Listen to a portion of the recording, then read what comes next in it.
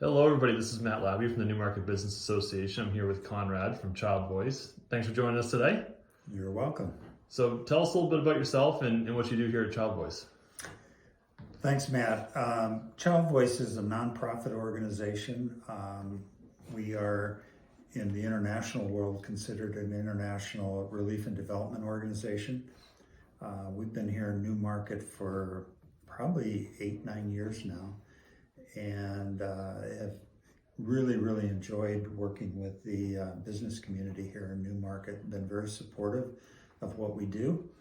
Our mission is to restore the voices of children silenced by war. And when we started 15 years ago, it was based on we built the organization not because there was another NGO needed, but because we felt like a particular gap was not being addressed by other NGOs. And I should probably say that when we talk about an NGO, we're talking about, here in this country, we would call that a nonprofit. In the international community, an NGO means a non-governmental organization.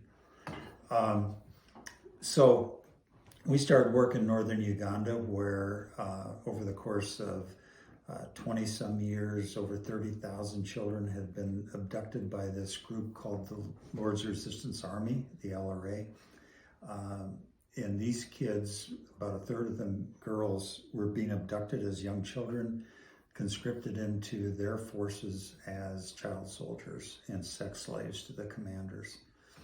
And when we got involved back in 2004, 2005, thousands of these kids were escaping and coming home, but they were really third culture kids. Their families and communities, most of them who were living in refugee camps at the time, were scared of them, viewed them as child soldiers, and these kids were really struggling to reacclimate and get back into their communities.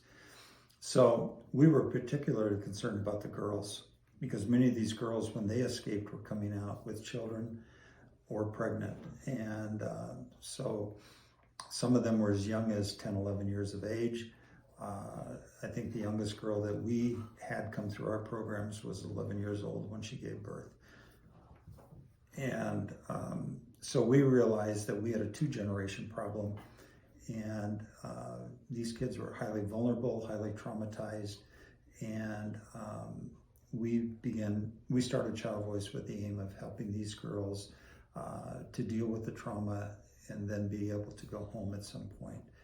So over the course of the last 15 years, we've had 200 to 300 girls come through our residential program. And then in the last 3 years, we've been operating in the refugee camps up along the Uganda border, where over 1 million refugees from South Sudan are there. And 80% of those refugees are girls and women. And again, these girls have suffered immeasurably in terms of trauma and other sorts of issues. And we operate community-based programs there. And the most vulnerable ones come down to our center-based program. But in this community-based program, we provide the same sort of supports: counseling, catch-up education, vocational training, all with the aim of giving them the opportunity to create a life for themselves as they get back on their feet. So within a couple months after we started up there, we had over 2,000 girls registered in our programs there. Wow. And then a year later, we started work in northeast Nigeria with Boko Haram victims.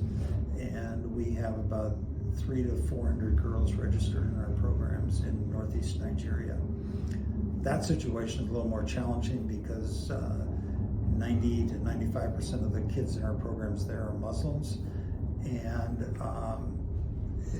so we aren't able to do as much there as we'd like to do because of sort of the cultural restraints there. But we've seen a lot of success there as well, working with these populations. So from here in Newmarket, this is our international office, and with a small team here, we are able to provide support to our national teams that are on the field there. All of our programs are run by nationals, and we serve as advisors to them there in their own home countries.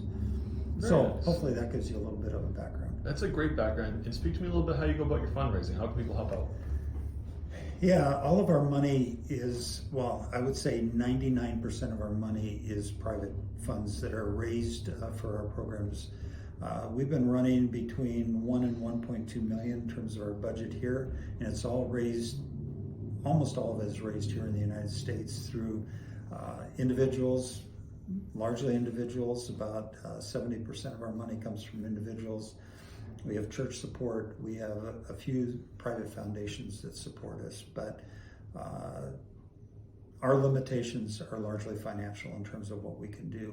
We're being asked to come into other countries like Central African Republic, very, very fragile countries, fraught by war and conflict, and we know we can come in and do a lot of good there, but again, we're limited by the amount of money that we can raise. So any dollars that come in to this office are then redistributed and sent back out to the field.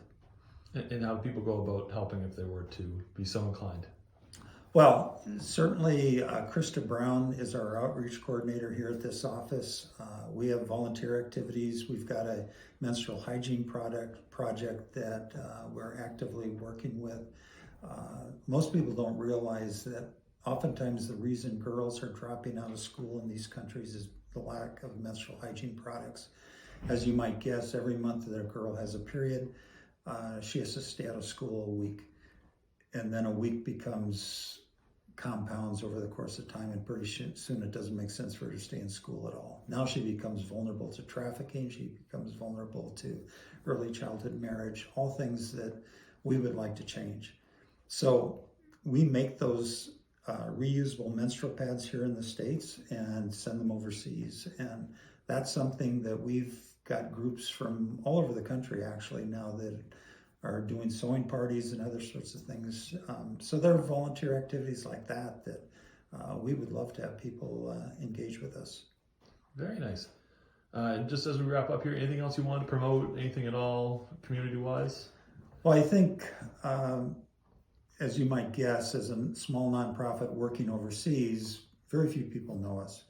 But we would love to have you stop by our offices here in New Hampshire. Again, coordinating with Krista, we'd love to host a visit. Bring you and your staff here. Let us come in, see what we do. We've got a photo gallery of our work that's scattered around the office here, all the stories that we'd love to tell to you. Awesome. Thank you very much for your time. You bet. Thanks, Matt.